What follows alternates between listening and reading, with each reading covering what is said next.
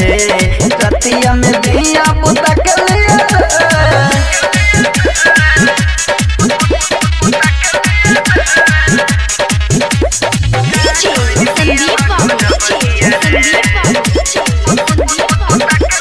धैले कलाई खैले मलाई सखी रे कितना बताई छोरा ले ना कोरा ले उदेले हचकाई केतनो चिलानी हम आई बाई माई धैले कलाई खैले मलाई सखी रे कितना बताई छोरा ले ना कोरा ले उदेले हचकाई केतनो चिलानी हम आई बाई माई पहले ही रतिया डबल जिया रे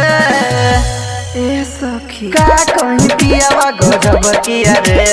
रतिया में दिया पुता के लिए रे का कहीं पियावा गजब किया रे रतिया में दिया पुता के लिए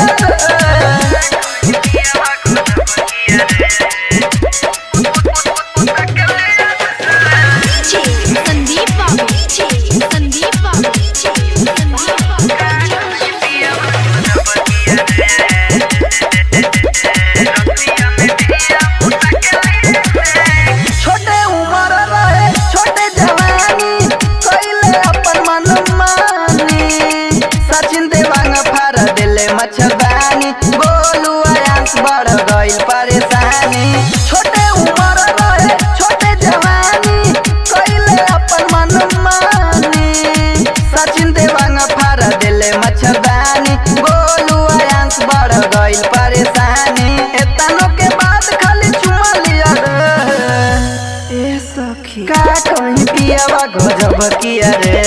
रतिया में दिया पुता के लिए रे का कहीं पियावा गजब किया रे।